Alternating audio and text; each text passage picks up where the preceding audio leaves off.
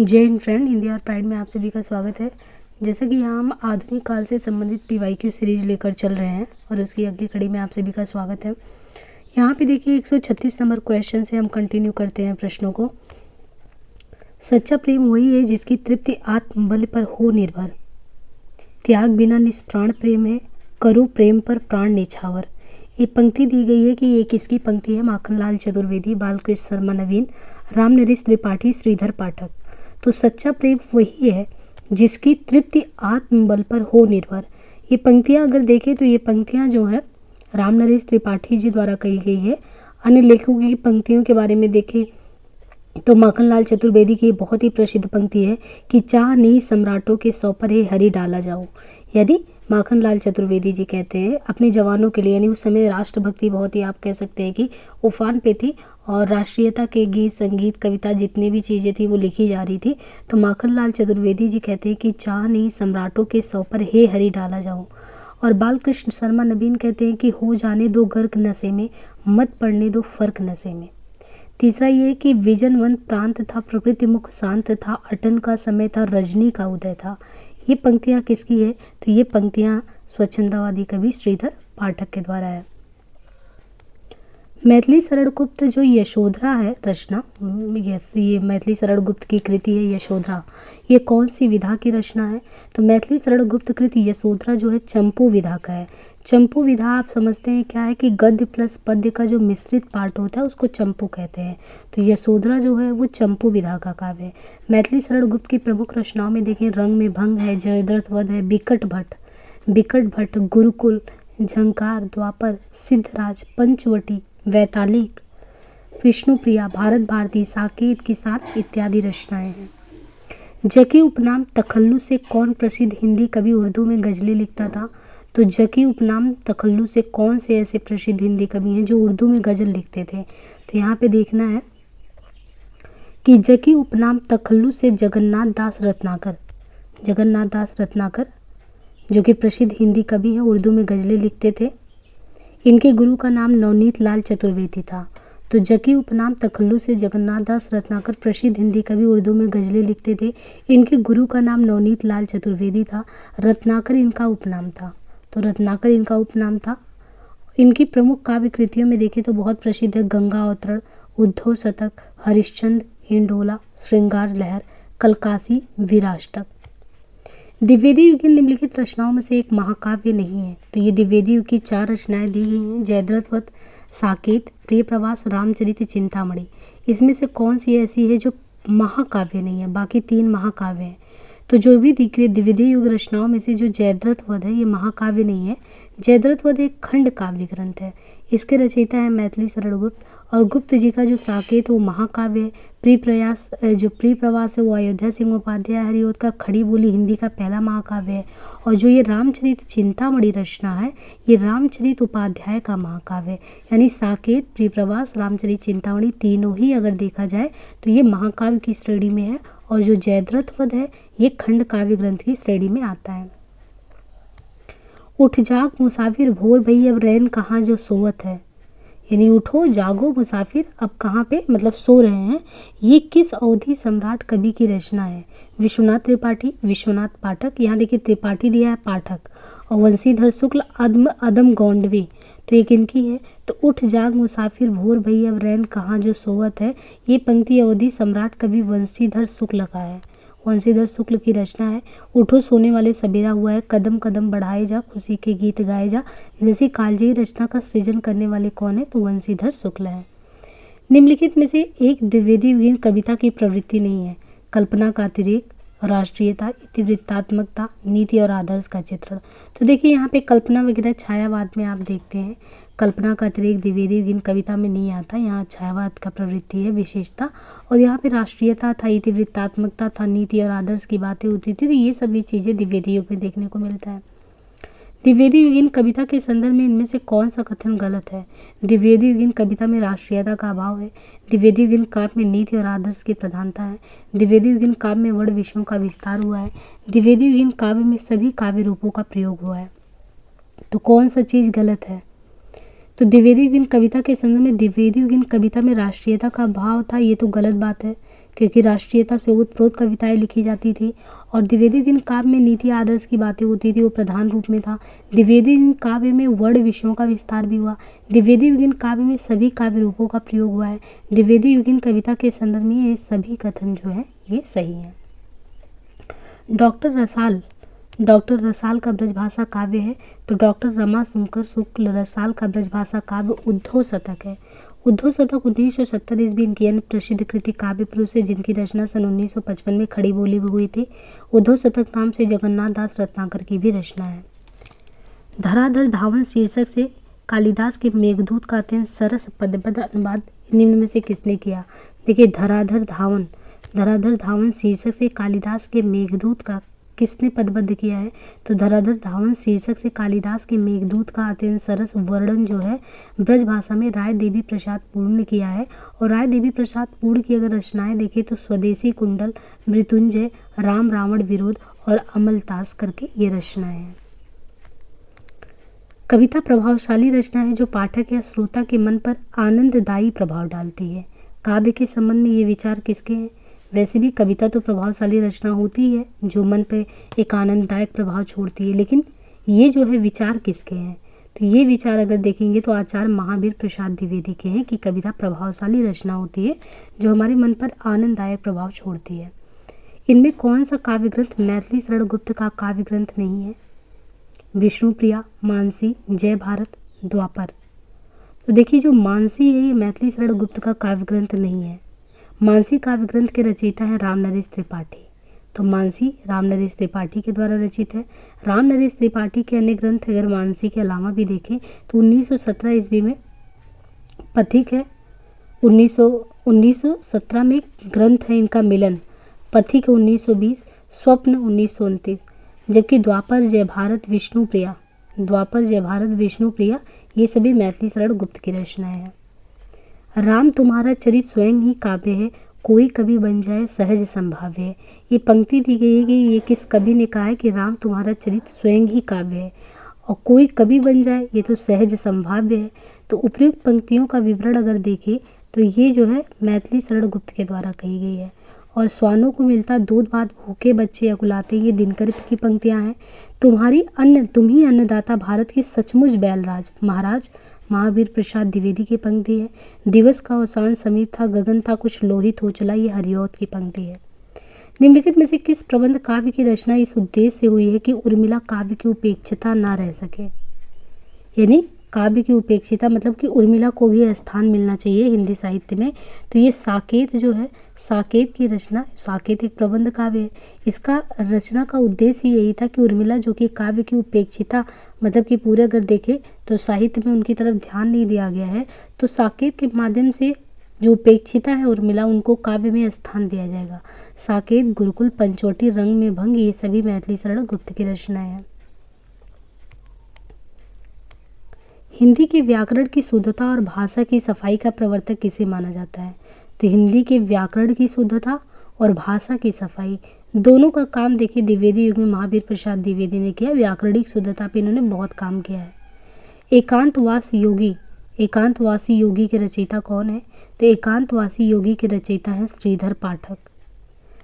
ये जो है एकांतवासी योगी जिसके रचयिता श्रीधर पाठक है, ये गोल्ड स्मिथ की कृति थी हरमिट का अनुवाद किया गया है एकांतवासी नाम से, और श्रीधर पाठक ने इसकी रचना की है लावनी या ख्याल शैली में। तो यहाँ पे समझना है कि एकांतवासी हरमिट योगी का अनुवादित रूप है श्रीधर पाठक के द्वारा, और गोल्ड स्मिथ की कृति थी हरमिट, और इसको इन्होंने लावनी या ख्याल शैली में रचा है। और इनके मौलिक और अन्य रचनाएं अगर देखें श्रीधर पाठक के, तो इनके जो अनुवाद किए हुए नाटक है श्रीधर पाठक के, गडेरिये एवं दार्शनिक, तो गडेरिये एवं दार्शनिक, एकांतवासी योगी, उजड़ ग्राम और श्रांत पथिक, ऋतु संहार। तो ये पांचों जो है इम्पॉर्टेंट है। इन्होंने अनुदित रचनाएं की हैं, गडेरिये, दार्शनिक, एकांतवासी योगी, उजड़ ग्राम, श्रांत पथिक, ऋतु संहार। और मौलिक जो इन्होंने किया है तो वनाष्टक, देहरादून, भारत गीत, जगत सच्चाई सार, स्वर्गीय बीड़ा, धन विजय, सांध्य अटन, गुणवंत हेमंत। द्विवेदी युग में अगर बात करें एक समस्या पूर्ति होती थी, तो द्विवेदी युग में जो समस्या पूर्ति का केंद्र था, कहाँ पे समस्या पूर्ति ज़्यादातर अगर देखें केंद्र रूप में, तो कानपुर में था। समस्या पूर्ति का केंद्र कानपुर था। द्विवेदी ने गद्य और पद्य दोनों में खड़ी बोली में सामान्य बोलचाल की भाषा को प्राथमिकता देने की वकालत की है। द्विवेदी जी के काव्य संग्रह, काव्य मंजूषा, सुमन, कान्य कुब्ज अबला विलाप, देवी स्तुति शतक, कान्य कुब्ज वलित्रम, ये हैं। देवी स्तुति शतक, कान्य कुब्ज वलित्रम, काव्य मंजूषा, सुमन। कवि सम्राट की उपाधि किसे दी गई थी? तो अयोध्या सिंह उपाध्याय हरिऔध को कवि सम्राट की उपाधि दी गई थी। यहाँ समझना है, अयोध्या सिंह उपाध्याय जो हरिऔध हैं, इनको जो है कवि सम्राट की उपाधि दी गई। डॉक्टर गणपति चंद्र गुप्त ने हरिऔध को आधुनिक काल का सूरदास कहा है। हरिऔध कृत प्रवास को खड़ी बोली हिंदी का पहला महाकाव्य माना जाता है। गोल्ड स्मिथ की हर्मिट है तथा डेजर्टेड विलेज, इसका हिंदी अनुवाद किसने किया है? तो गोल्ड स्मिथ का हर्मिट डेजर्टेड विलेज का हिंदी अनुवाद अभी पढ़ा था हमने, श्रीधर पाठक ने किया है। बस ये है कि जो हर्मिट है, हर्मिट का एकांतवासी योगी तथा डेजर्टेड विलेज को उजड़ ग्राम नाम से हिंदी में अनुवाद किया है। एकांतवासी योगी की रचना लावनी या ख्याल शैली में है। पाठक जी द्वारा खड़ी बोली में रचित पहली कविता थी, यानी श्रीधर पाठक ने जो भी खड़ी बोली में पहली रचना उन्होंने की है, पहली रचना अगर देखें पहली कविता तो गुणवंत हेमंत है, और खड़ी बोली की पहली पुस्तक उनकी एकांतवासी है। तो कविता गुणवंत हेमंत है, पुस्तक एकांतवासी योगी है। और उजड़ ग्राम को डेजर्टेड विलेज को उजड़ ग्राम नाम से अनुवाद किया है। हिंदी में स्वच्छंदता शब्द का सबसे पहले प्रयोग किसने किया था? तो मुकुटधर पांडे ने। जो स्वच्छंदता की बात करते हैं, तो स्वच्छंदता शब्द का सबसे पहले प्रयोग जो है मुकुटधर पांडे ने किया। इन्हें आचार्य रामचंद्र शुक्ल ने छायावाद का प्रवर्तक में माना कि ये छायावाद के प्रवर्तक हैं। मुकुटधर पांडे लोचन प्रसाद पांडे के अनुज छोटे थे। अब ये जो मुकुटधर पांडे जो थे, ये लोचन प्रसाद पांडे के अनुज थे। इन्हें पांडे बंधु भी कहा जाता था। किस साहित्यकार ने राष्ट्र या मातृभूमि को सगुण मूर्ति सर्वेश की यह कहकर इसकी वंदना की है? तो कौन है? तो राजस्थान। अगर ये देखें, साहित्यकार मैथिली शरण गुप्त। साहित्यकार मैथिली शरण गुप्त ने राष्ट्र मातृभूमि को सगुण मूर्ति सर्वेश की कहकर इसकी वंदना की है। राष्ट्रकवि मैथिली शरण की मातृभूमि कविता की कुछ पंक्तियां इस प्रकार हैं। हे मातृभूमि तू सत्य ही सगुण मूर्ति सर्वेश की, जिसकी रज में लोट लोट कर बड़े हुए हैं, घुटनों के बल सरक सरक कर खड़े हुए हैं। प्रकाशन वर्ष के अनुसार यहाँ पे क्रम से लगाना है। प्रकाशन वर्ष के अनुसार मैथिली शरण गुप्त की जो रचनाएं हैं उनका सही क्रम। तो इसमें आपको अगर सन याद रहे तो ये आराम से क्वेश्चन सॉल्व हो सकता है। जैसे यहाँ पे भारत भारती का प्रकाशन का वर्ष है 1912, साकेत का 1931 है, यशोधरा का 1932। यानी देखिए साकेत के बाद यशोधरा बस एक साल बाद ही है। साकेत 1931 है, यशोधरा 1932 है, और विष्णुप्रिया जो है वो 1957 में, भारत भारती 1912 में है। राम नरेश त्रिपाठी द्वारा संकलित संपादित कविता कौमुदी संग्रह से संबंधित कौन सा कथन सही नहीं है? तो राम नरेश त्रिपाठी द्वारा संकलित क्या है? कविता कौमुदी। ये कविता कौमुदी संग्रह से संबंधित कौन सा कथन यहाँ पे सही नहीं है? यह संग्रह जो कविता कौमुदी है, ये 10 खंडों में विभक्त है। इसमें हिंदी और उर्दू के कविताएं संकलित हैं। बांग्ला और संस्कृत की कविताओं को भी इस संग्रह में सम्मिलित किया गया है। इसके एक भाग में ग्राम गीतों का भी संग्रह किया गया है। तो कविता कौमुदी के बारे में क्या चीज़ अगर देखना है कि कौन सा कथन इसमें सही नहीं है, तो यह संग्रह 10 खंडों में विभक्त है, ये बात सही नहीं है। राम नरेश त्रिपाठी द्वारा जो कविता कौमुदी संग्रह है, ये अगर देखें तो ये 8 खंडों में, तो कविता कौमुदी जो है त्रिपाठी का, राम नरेश त्रिपाठी का, ये 8 खंडों में विभक्त है। कविता कौमुदी में 15,000 से ज़्यादा लोकगीत, तो ये बहुत बड़ी बात है कि 15,000 से ज़्यादा लोकगीतों का संग्रह किया था। और एक खासियत और भी अगर हम देखें इनके बारे में, राम नरेश त्रिपाठी के बारे में, कि 15,000 से ज़्यादा लोकगीत को कलेक्ट कैसे किए, तो इसके लिए त्रिपाठी जी 1925 से लेकर 30 तक यानी पूरे 5 साल आप देखें कि अवध के गाँव-गाँव में इन्होंने घूम कर इसको कलेक्ट किया है। इनमें सोहर, कजरी, बिरहा, होरी, मेला गीत, विवाह गीत, विदाई गीत आदि है। तो इस तरीके से कविता कौमुदी कितना प्रसिद्ध और कितने मतलब आप कह सकते हैं कि अनुपम निधि है हिंदी साहित्य के लिए, कि 5 साल कोई साहित्यकार गांव में घूम घूम कर 15,000 कविताओं को कलेक्ट करता है, सिर्फ और सिर्फ हिंदी साहित्य के रक्षा के हेतु। 158 नंबर का क्वेश्चन है कि चींटी से लेकर हाथी पर्यंत, पशु भिक्षु से लेकर राजा पर्यंत, मनुष्य बिंदु से लेकर समुद्र पर्यंत जल, अनंत आकाश, अनंत पृथ्वी, अनंत पर्वत सभी पर कविता हो सकती है। उक्त कथन किस पे, मतलब कि एक तरीके से देखिए हर एक चीज़ पे कविता हो सकती है। तो ये किसने कहा था, ये महावीर प्रसाद द्विवेदी ने कहा था कि चींटी से लेकर आप हाथी, भिक्षु से लेकर राजा, मतलब हर एक चीज़ पे आप अपनी दृष्टि से देखो तो हर एक चीज़ पे अगर आप देखें तो जो है कविता कर सकते हैं। तो ये उनके द्वारा कहा गया था। भारत भारती की रचना का उद्देश्य क्या है, तो यहाँ पे देखना है कुछ क्वेश्चन को कि भारत भारती जो रचना की गई है, ये भारत भारती रचना का उद्देश्य क्या है। भारत भारती की रचना का उद्देश्य इस प्रकार है कि अतीत से प्रेरणा ग्रहण करना है, वर्तमान को सार्थक बनाना है, भविष्य का निर्माण करना है। तो अतीत से प्रेरणा ग्रहण करना, वर्तमान को सार्थक करना, भविष्य का निर्माण करना। मैथिली शरण गुप्त को भारत भारती रचना की मूल प्रेरणा जो है मुसद्दे हाली और ब्रजमोहन दत्तात्रेय कैफीकृत भारत दर्पण से प्राप्त हुई है।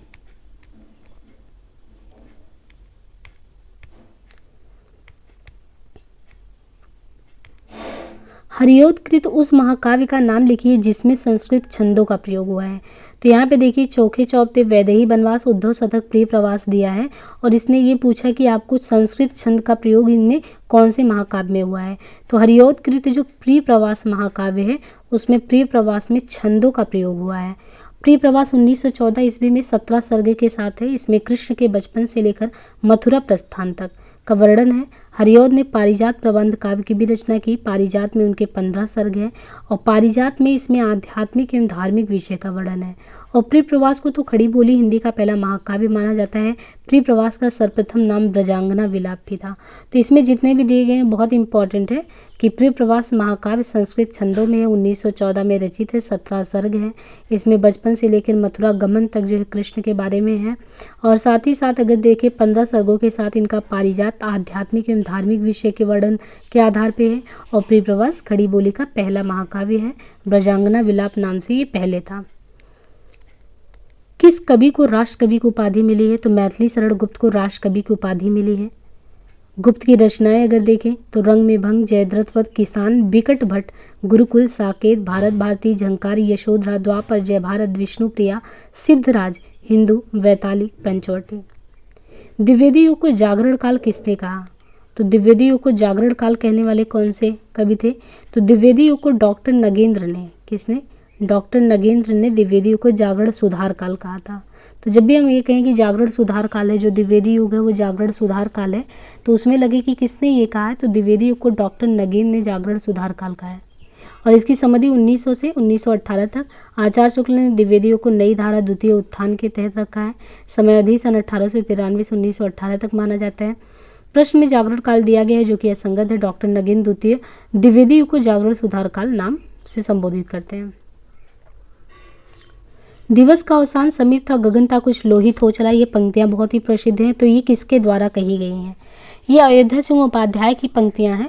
अयोध्या सिंह उपाध्याय हरिऔध के द्वारा की दिवस का अवसान समीप था, गगन था कुछ लोहित हो चला, उनकी पंक्तियां हैं। और ये जो है दिवस का अवसान वाला ये पंक्ति कहाँ पे है, तो प्रिय प्रवास में है, जिसको हम लोग खड़ी बोली का पहला महाकाव्य भी मानते हैं।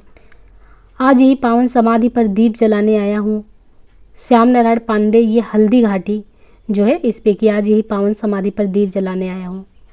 और वंदनीय वह देश जहाँ के देसी नीच अभिमानी हो, बंधवता में बधे परस्पर परता के अज्ञानी हो, ये श्रीधर पाठक की पंक्तियां हैं। द्विवेदी युग का वह कौन सा कवि है जिसने सारी रचनाएं ब्रजभाषा में की है। द्विवेदी युग में ऐसे कौन से कवि हैं जिन्होंने जितनी भी रचनाएं वो सब के सब ब्रजभाषा में की है, तो ऐसे ये हैं रत्नाकर, जगन्नाथ दास रत्नाकर, जिन्होंने जितनी भी रचनाएं हैं जगन्नाथ दास रत्नाकर की वो सब ब्रजभाषा में की है। रत्नाकर उर्दू में कैसे लिखते थे, तो उर्दू में जकी उपनाम से कविता करते थे। तो ये जकी उपनाम भी रत्नाकर का ध्यान रखिए कि उर्दू में ये जकी उपनाम से लिखते थे। और जितनी भी रचनाएं हैं सब रत्नाकर की ब्रजभाषा में है। गंगा अवतरण उद्धव शतक हरिश्चंद्र, तो गंगा अवतरण उद्धव शतक तो बहुत इंपॉर्टेंट है। तो गंगा अवतरण उद्धव शतक हरिश्चंद्र, हिंडोला, श्रृंगार लहरी, कलकासी, विराष्टक। जयद्रथ वध रचना किसकी है, जयद्रथ वध मैथिली शरण गुप्त की है। और मैथिली शरण गुप्त की अन्य रचनाओं में रंग में भंग है, किसान है, बिकट भट्ट है, गुरुकुल, साकेत, भारत भारती, झंकार, यशोधरा, द्वापर, जय भारत, विष्णुप्रिया, हिंदू, वैतालिक, पंचवटी, ये सारी रचनाएं हैं। माइकल मधुसूदन दत्त कृत मेघनाथ वध का हिंदी अनुवाद किसने किया है? तो माइकल मधुसूदन दत्त कृत मेघनाथ वध का हिंदी अनुवाद किसने किया है? माइकल मधुसूदन दत्त कृत मेघनाथ वध मतलब माइकल मधुसूदन की एक कृति थी, तो इसका मेघनाथ वध का हिंदी अनुवाद मैथिली शरण गुप्त ने मधुप उपनाम से किया है। मधुप उपनाम से किया है। इनके अनुदित काव्य प्लासी का युद्ध, मेघनाथ वध, वृत्त संहार है।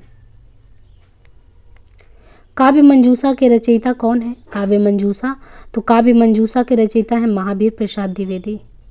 काव्य मंजूषा के रचयिता महावीर प्रसाद द्विवेदी हैं। महावीर प्रसाद द्विवेदी के काव्य संग्रह कौन से हैं? सुमन, कान्य कुब्ज अबला विलाप, देवी स्तुति शतक, कान्य कुब्जावली व्रतम। महावीर प्रसाद द्विवेदी की प्रसिद्ध कविता ये भी है, सर्गो नरक ठिकाना नहीं। निम्न में से कौन सी रचना मैथिली शरण गुप्त की नहीं है?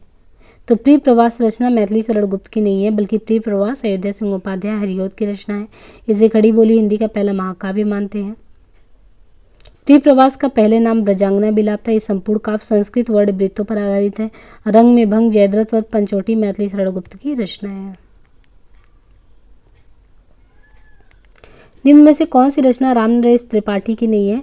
तो दी गई रचनाओं में जो श्रांत पथिक है वो रामनरेश त्रिपाठी की रचना नहीं है। श्रांत पथिक रामनरेश त्रिपाठी की रचना नहीं है, बल्कि यह श्रीधर पाठक की रचना है।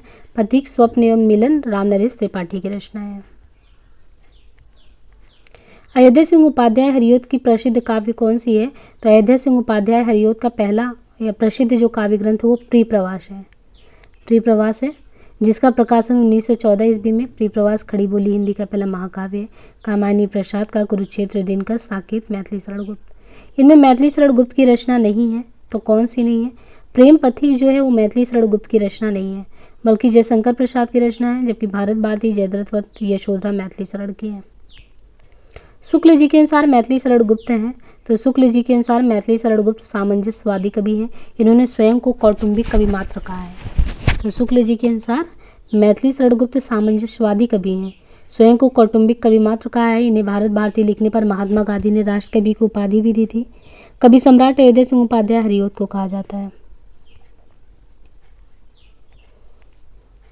गुप्त जी वास्तव में सामंजस्यवादी कवि हैं। प्रतिक्रिया का प्रदर्शन करने वाले अथवा मद में झूमने वाले कवि नहीं हैं। तो गुप्त जी वास्तव में क्या है? सामंजस्यवादी कवि हैं। प्रतिक्रिया का प्रदर्शन करने वाले अथवा मद में घूमने या झूमने वाले कवि नहीं है। मैथिली शरण गुप्त पर यह मंतव्य निम्नलिखित विचारकों में से किसका है? तो रामचंद्र शुक्ल के अनुसार उन्होंने कहा था कि वो सामंजस्यवादी कवि हैं, प्रतिक्रिया का प्रदर्शन करने वाले, झूमने वाले नहीं।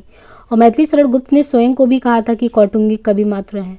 और भारत भारती लिखने पर महात्मा गांधी के द्वारा इनको राष्ट्र कवि से भी विभूषित किया गया था। मैथिली शरण गुप्त की निम्नलिखित रचनाओं में से कौन सी अनुदित और अनुदित है, मौलिक नहीं? यानी कौन सी रचना इसमें से दिया है कि अनुदित है, अनुवाद किया गया है, मौलिक नहीं है? मेघनाथ वध मैथिली शरण गुप्त की अनुदित रचना है। मेघनाथ वध जो है ये मैथिली शरण गुप्त ने इसका अनुवाद किया है। ये और दो जो भी और भी अनुवाद किए हुए रचनाएं मैथिली शरण की, एक वृत्त संहार है, वित्त रुक करके संहार है, प्लासी का युद्ध है, मेघनाथ वध 3। और मौलिक रचनाओं में तो मैथिली शरण का है रंग में भंग, जयद्रथ वध, जय भारत, नहुष, किसान, बिकट भट्ट, गुरुकुल, भारत भारती, झंकार, द्वापर, विष्णुप्रिया, वैतालिक, सिद्धराज, यशोधरा, हिंदू, पंचवटी। हिंदी साहित्य में रामचरितमानस के बाद राम काव्य का दूसरा स्तंभ मैथिली शरण गुप्त के साकेत में दिखाई देता है। राम काव्य का दूसरा स्तंभ मैथिली शरण गुप्त को भारत भारती 1912 ईस्वी की रचना का मूल प्रेरणा कहाँ से मिला था? तो भारत भारती 1912 में जो रचा गया मैथिली शरण के द्वारा, इसकी प्रेरणा मुसद्दे हाली तथा ब्रजमोहन दत्तात्रेय कैफीकृत भारत दर्पण से मिला है। मेरे चपल यवन बाल अचल अंचल में पड़ा सो मचल कर मत साल। मेरे चपल यवन बाल अचल अंचल में पड़ा सो मचल कर मत साल। ये काव्य पंक्तियाँ किनके द्वारा रचित है? तो उक्त काव्य पंक्तियों के बारे में बात करें तो ये मैथिली शरण गुप्त द्वारा रचित पंक्तियाँ हैं। और केवल मनोरंजन ना कभी कर्म होना चाहिए, उसमें उचित उपदेश का मर्म भी होना चाहिए। मधुप उपनाम से काव्य अनुवाद करने वाले कवि निम्नलिखित में से कौन है? अभी देखिए ऊपर ही हमने पढ़ा था यहाँ पे देखिए मधुप उपनाम से मैथिली शरण गुप्त ने बांग्ला कवि जो थे मधुसूदन दत्त इनकी रचनाओं का अनुवाद किया है। तो मधुप उपनाम से मैथिली शरण गुप्त ने किया है और ये माइकल मधुसूदन दत्त की रचनाओं का। मैथिली शरण गुप्त को महात्मा गांधी ने भारत भारती की रचना के लिए राष्ट्रकवि की उपाधि दी थी। मैथिली शरण गुप्त ने स्वयं को कौटुंबिक कवि कहा। गुप्त जी को हरिगीत का छंद का बादशाह कहा जाता था। देखिए 3-4 क्वेश्चन हो गया कि मधुप उपनाम से कौन अनुवाद किया था, मैथिली शरण ने किया था। किनकी रचनाओं का अनुवाद किया था, बांग्ला कवि मधुसूदन दत्त का किया था। भारत भारती के लिए महात्मा गांधी ने इन्हें जो है राष्ट्रकवि से विभूषित किया। और कौटुंबिक कवि खुद को कौन कहता है, तो मैथिली शरण कहते हैं। और हरिगीत का छंद के बादशाह कौन है, तो हरिगीत का छंद के बादशाह भी जो है वो भी यही है।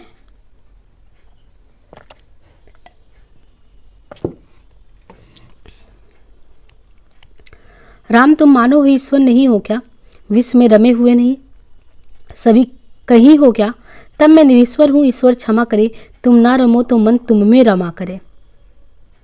आधुनिक दृष्टिकोण से प्रेरित मैथिली शरण गुप्त ने राम के विषय में काव्योक्ति किस काव्य ग्रंथ में लिखी है।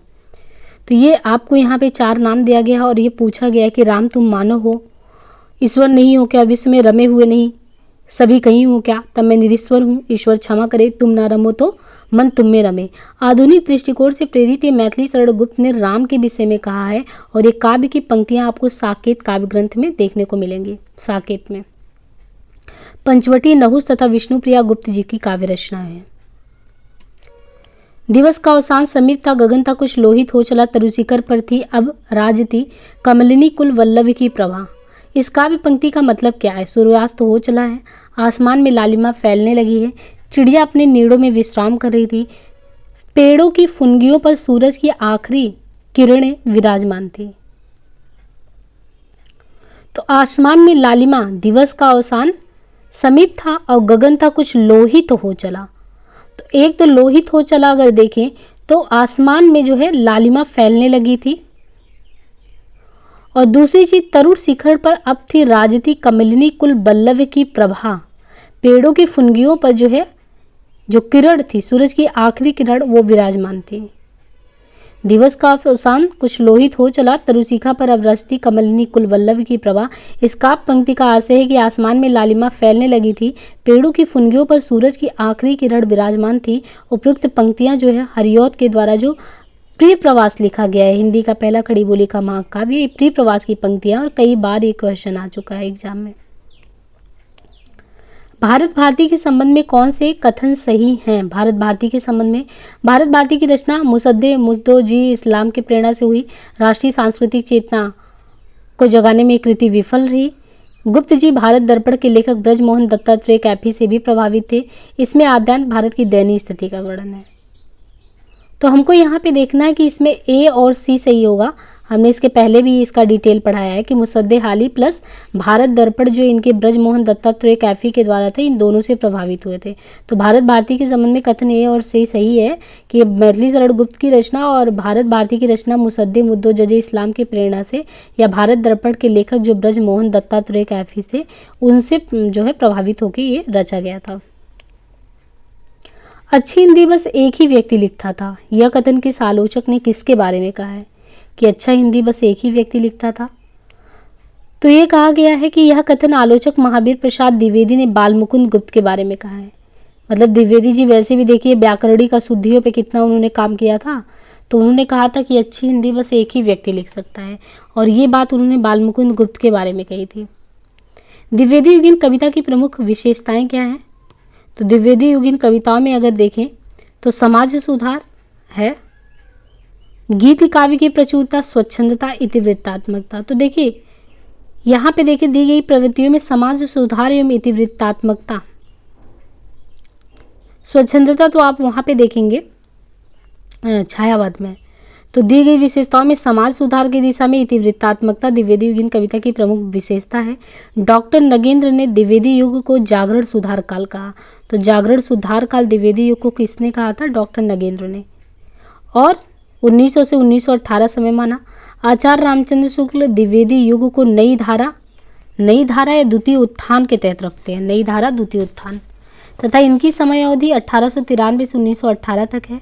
खड़ी बोली हिंदी के विकास में आचार्य महावीर प्रसाद द्विवेदी का महत्वपूर्ण योगदान है। इस युग का नाम आचार्य महावीर प्रसाद द्विवेदी के नाम पर ही द्विवेदी युग रखा गया है। निम्नलिखित में से कौन सा युग्म सही है? विष्णुप्रिया खंड काव्य, सिद्धराज खंड काव्य, साकेत महाकाव्य, जय भारत मुक्तक काव्य।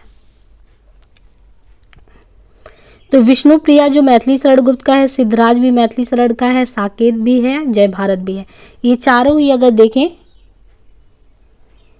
तो है मैथिली शरण गुप्त का, परंतु इसमें यह है कि जो विष्णुप्रिया है वो खंड काव्य है, सिद्धराज खंड काव्य, साकेत महाकाव्य है और जय भारत भी खंड काव्य है। तो सिर्फ साकेत ही अगर देखेंगे तो महाकाव्य है, बाकी जितनी भी रचनाएं अगर देखेंगे तो वो रचनाएं जो हैं आपको खंड काव्य दिखेंगे। हिंदी में ऋतु संहार के रचयिता कौन है? हिंदी में ऋतु संहार के रचयिता हैं श्रीधर पाठक। ऋतु संहार के रचयिता श्रीधर पाठक है। श्रीधर पाठक खड़ी बोली के पहले स्वच्छंदतावादी कवि हैं। श्रीधर पाठक की प्रमुख कृतियां हैं कश्मीर सुषमा ब्रज भाषा में, वनाष्टक, देहरादून, भारत गीत, जगत सच्चाई सार, स्वर्गीय बीड़ा, धन विजय, गुणवंत हेमंत। भारतेंदु हरिश्चंद्र की प्रमुख कृतियों में अगर आएंगे तो भारतेंदु हरिश्चंद्र की भक्ति सर्वश, प्रेम मल्लिका, कार्तिक स्नान, प्रेम सरोवर। और ठाकुर जगमोहन सिंह की रचनाओं में प्रेम संपत्ति लता 1885 ईस्वी, श्यामलता 1885, श्यामा सरोजनी 1886, देवयानी 1886। निम्नलिखित में से कौन सी रचना गया प्रसाद शुक्ल स्नेही की नहीं है? मतलब 4 रचनाएं दी गई हैं, इसमें से पूछे कि कौन सा गया प्रसाद शुक्ल स्नेही की रचना नहीं है? प्रेम पचीसी, कुसुमांजलि, स्वप्न, कृषक क्रंदन। तो निम्नलिखित में से जो स्वप्न है 1929 ईस्वी, ये गया प्रसाद शुक्ल स्नेही का नहीं है बल्कि रामनरेश त्रिपाठी की रचना है स्वप्न, जो कि 1929 में लिखा गया। रामनरेश त्रिपाठी की अन्य रचनाओं में अगर देखें तो त्रिपाठी की अन्य रचनाओं में मिलन 1917 में है, पथिक 1920 में है, मानसी 1927। देखिए मानसी पे भी क्वेश्चन आ चुका है।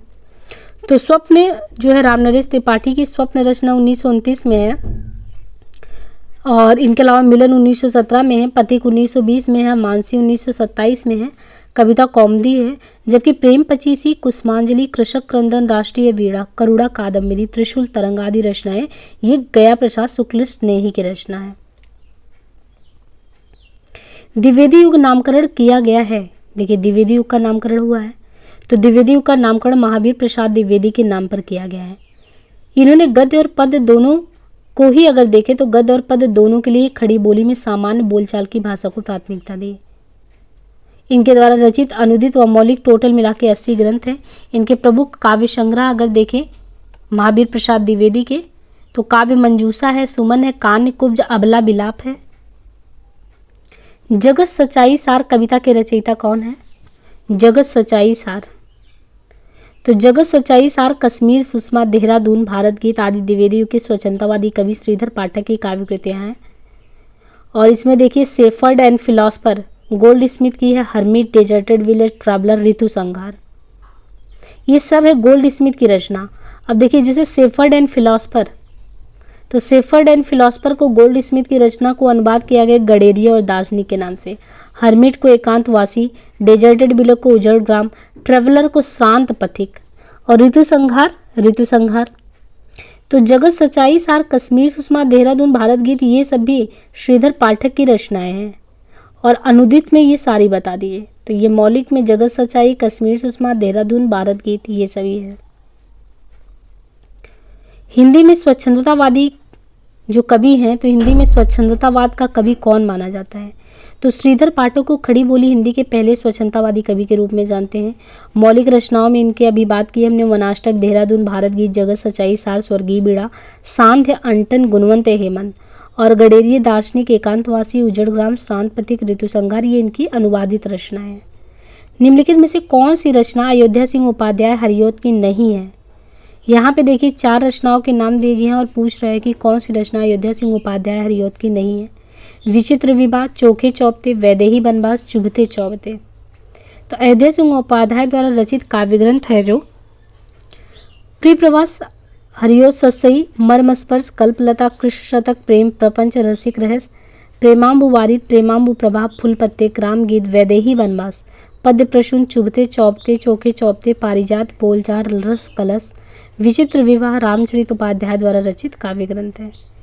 द्विवेदी युग का वह साहित्यकार जिन्हें कविता कामिनी कांत, भारतेंदु, प्रगेंदु, साहित्य सुधाकर उपाधियों से विभूषित किया गया। तो द्विवेदी युग के साहित्यकार में कविता कामिनी कांत, भारतेंदु, प्रगेंदु, साहित्य सुधाकर, इन नामों से किसको विभूषित किया गया है? तो द्विवेदी युग के इन साहित्यकारों में जो नाथूराम शर्मा शंकर हैं, नाथूराम शर्मा शंकर, उनको कविता कामिनी कांत, भारतेंदु, प्रगेंदु, साहित्य सुधाकर आदि उपाधियों से विभूषित किया गया है। इनके द्वारा रचित काव्य ग्रंथ है अनुराग रत्न, शंकर सरोज, शंकर सर्वस्व, गर्भारंडा रहस्य। निम्नलिखित में से एक मैथिली शरण गुप्त की काव्य रचना नहीं है। जय भारत, कृषक क्रंदन, सिद्धराज हिडम्बा। कृषक क्रंदन जो है ये मैथिली शरण गुप्त की रचना नहीं है, बल्कि गया प्रसाद शुक्ल स्नेही की है। कृषक क्रंदन, कृषक का क्रंदन जो है ये शुक्ल स्नेही का है। स्नेही की अन्य रचनाओं में प्रेम पचीसी, राष्ट्रीय बीड़ा, त्रिशूल है। बाकी सिद्धराज, जय भारत, हिडिंबा जो है मैथिली शरण गुप्त की रचना। मैथिली शरण गुप्त की कौन सी रचना महाभारत संबंधी नहीं है? शक्ति, सैरांध्री, वक संहार, वन वैभव। अब ये इसमें दिया है कि मैथिली शरण गुप्त की शक्ति रचना महाभारत संबंधी रचना नहीं है, जबकि जो महाभारत से संबंधित अगर मैथिली शरण का देखेंगे तो वन वैभव, वक संहार, सैरंध्री ये महाभारत संबंधी रचना ही है। सैरंध्री भी, वन वैभव भी, वक संहार ये सभी हैं। हरियोध जी के द्वारा जो काव्योपवन का प्रकाशन किया गया है, तो काव्य उपवन यानी काव्योपवन, हरियोधकृत काव्योपवन का प्रकाशन वर्ष है 1909। 1909 में इन्होंने इसका प्रकाशन किया। हरियोध द्वारा रचित काव्य प्रिया प्रवास, पारिजात, वैदेही वनवास, कृष्ण शतक, प्रेम प्रपंच, चोखे चौपते, चुभते चौपते आदि। प्रिय प्रवास को खड़ी बोली हिंदी का पहला महाकाव्य भी माना जाता है।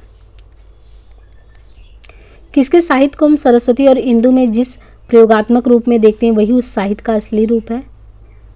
तो द्विवेदी युगीन जो समय है 1900 से 1918 ईस्वी के साहित्य को हम सरस्वती एवं इंदु में जिस प्रयोगात्मक रूप में देखते हैं वही उस साहित्य का असली रूप है। यानी द्विवेदी युग का जो 1900 से 1900 का कालखंड है, इस साहित्य को हम सरस्वती एवं इंदु में जिस प्रयोगात्मक रूप में देखते हैं वही उस साहित्य का असली रूप है। सरस्वती पत्रिका का प्रकाशन 1900 ईस्वी में इलाहाबाद से हुआ था। सन 1903 में आचार्य महावीर प्रसाद द्विवेदी जी इसके ख्यातिलब्ध संपादक हुए। द्विवेदी जी के मार्गदर्शक और प्रेरक व्यक्तित्व ने साहित्यिक व राष्ट्रीय चेतना को स्वर दिया।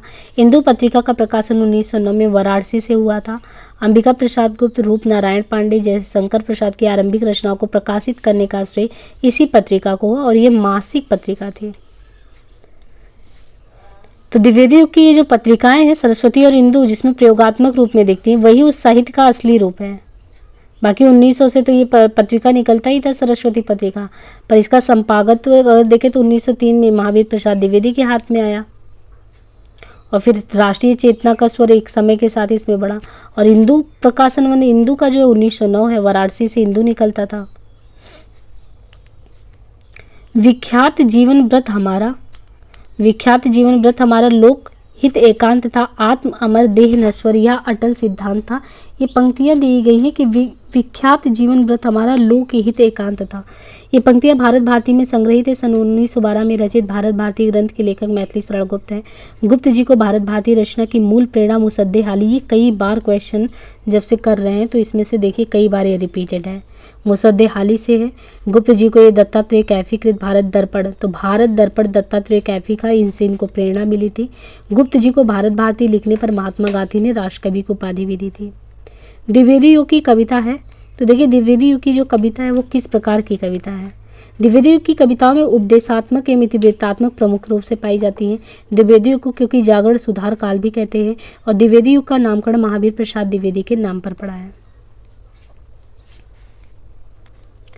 मैथिली शरण गुप्त ने इतिहास के उपेक्षित नारी पात्र को कौन सी पुस्तक में जगह दिया है?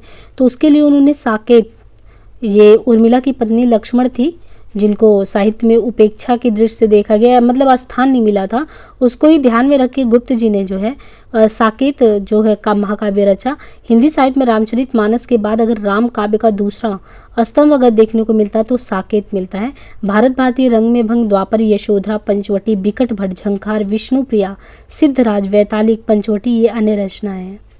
द्विवेदी युग का एक और नाम है द्विवेदी युग को जागरण सुधार काल नाम से भी जानते हैं, क्योंकि डॉक्टर नगेन ने इसको जागरण सुधार काल भी कहा है।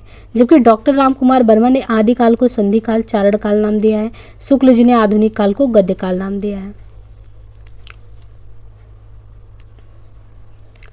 द्विवेदी युगीन साहित्य में किस प्रवृत्ति की प्रमुखता नहीं है? तो अगर देखिए, गद्यात्मकता है, वैचारिकता, इतिवृत्तात्मकता है, लेकिन काव्यात्मकता, तो द्विवेदी युगीन साहित्य में काव्यात्मकता की प्रवृत्ति नहीं है। जबकि रूढ़ का विद्रोह, मानवतावाद, श्रृंगार की जगह आदर्शवादिता, नारी का उत्थान हो, इतिवृत्तात्मकता, गद्यात्मकता, वैचारिकता, ये सभी विशेषताएं विद्यमान है। राजपूतियान की कथा है, राजपूतियान की कथा है रंग में भंग। राजपूतियान की कथा रंग में भंग काव्य में समाहित है।